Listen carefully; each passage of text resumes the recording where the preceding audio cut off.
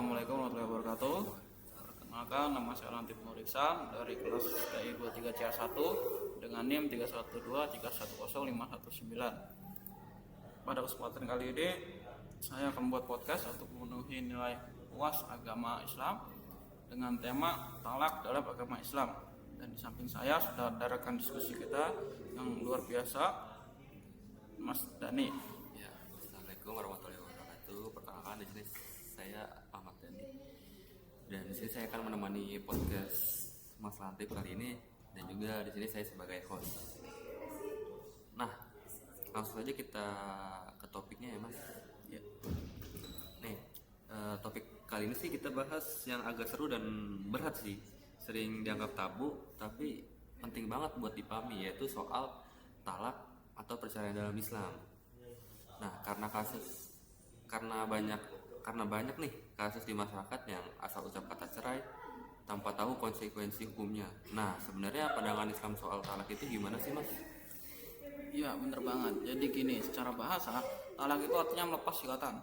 Dalam Islam, dalam istilah syariat, talak berarti melepas ikatan pernikahan dengan lafaz atau ucapan tertentu. Penting untuk diingat, Islam itu agama yang sangat menjaga keutuhan rumah tangga. Makanya hukum asal talak itu memang diperbolehkan atau mubah, tapi sangat dibenci jika ada syar'i yang mendesak. Boleh gak sih, Mas, dikasih dalilnya kenapa disebut dibenci padahal boleh? Ya, ada sebuah hadis riwayat Abu Daud dan Ibnu Majah. Rasulullah SAW bersabda, yang artinya perbuatan halal yang paling dibenci oleh Allah adalah talak. Hadis riwayat Abu Daud nomor 2172. Jadi ini tuh kayak pintu darurat. Pintu itu ada, boleh dipakai, tapi cuma kalau benar-benar ada kebakaran atau bahaya besar. Jangan sedikit-sedikit buka pintu darurat. Analogi pintu darurat itu pas banget sih. Nah, setahu saya itu talak ada level-levelnya ya, Mas? Iya, Nah, ada talak 1, 2, 3. Itu bedanya apa sih, Mas? Betul. Dalam fikih munakahat atau hukum pernikahan, talak itu dibagi berdasarkan boleh tidaknya rujuk kembali. Yang pertama ada talak raj'i. Ini adalah talak 1 atau talak 2. Disebut raj'i karena suami masih boleh merujuk atau kembali ke istrinya selama masa iddah atau masa tunggu belum habis, tanpa perlu akad nikah baru. Nah, oke. Jadi kalau talak 1 itu terus besoknya nyesel bisa langsung balikan ya, Mas? Bisa, asal masih dalam masa iddah. Dalilnya ada di surat Al-Baqarah ayat 229 yang artinya talak yang dapat dirujuk itu 2 kali. Setelah itu boleh rujuk lagi dengan cara yang ma'ruf atau menceraikan dengan cara yang baik. Nah, kalau sudah 2 kali talak, terus talak lagi yang 3 kalinya itu gimana tuh?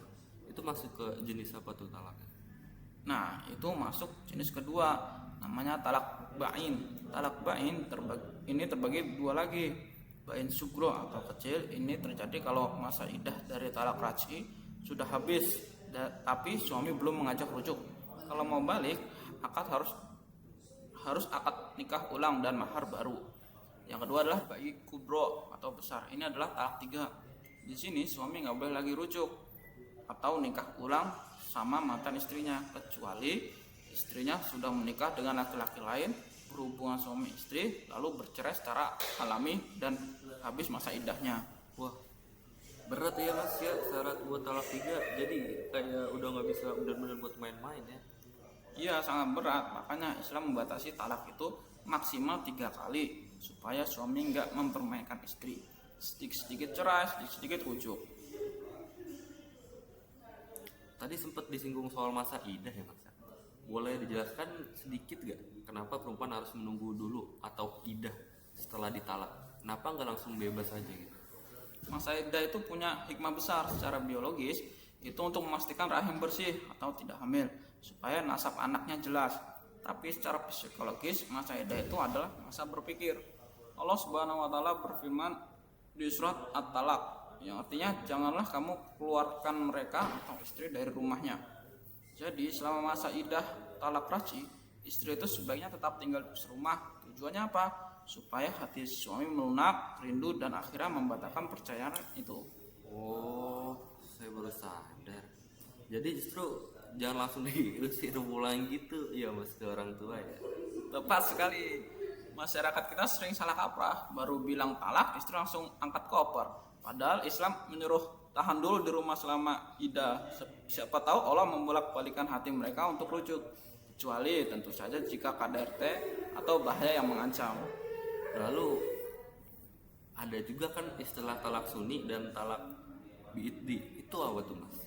Singkatnya begini, talak sunni itu talak yang sesuai ajaran Nabi, yaitu menjatuhkan talak saat istri dalam keadaan suci atau tidak haid dan belum dicampuri, belum berhubungan badan di masa suci itu. Kalau talak bid'i itu talak yang dilarang atau berdosa. Contohnya mentalak istri saat sedang haid. Kenapa dilarang? Karena saat haid kondisi emosi wanita sedang tidak stabil dan masa iddahnya jadi lebih lama. Itu menzolimi istri. Masya Allah. Ternyata aturannya sangat detail ya mas ya, dan tujuannya juga mulia banget untuk melindungi kedua belah pihak dan memberi kesempatan berpikir ulang kembali. Betul, intinya talak dalam Islam itu adalah solusi terakhir, emergency exit. Ketika rumah tangga sudah tidak bisa dipertahankan dan justru membawa mudarat atau keburukan jika teruskan. Tapi prosesnya harus beradab, tidak boleh emosional dan harus mematuhi tahapan syariat. Oke nih mas, sebagai penutup ada gak sih pesan-pesan singkat buat temen atau mahasiswa dan juga pendengar kita nih? Pesannya, nikah itu ibadah seumur hidup. Jadi perbanyak ilmu, jangan mudah mengucapkan kata cerai atau talak saat sedang marah. Ingat hadis tadi, talak itu halal tapi dibenci Allah. Jagalah akad yang sudah diucapkan dengan nama Allah itu. Luar biasa, terima kasih banyak nih mas Lantip atas penjelasannya yang mencerahkan. Semoga tugas kita kali ini bisa jadi edukasi buat yang mendengarkan ya. Sama-sama, terima kasih kembali. Baik, sekian mungkin podcast dari kami tentang talak dalam Islam. Mungkin itu saja yang bisa dapat saya sampaikan. Kurang lebihnya mohon maaf. Wassalamualaikum warahmatullahi wabarakatuh.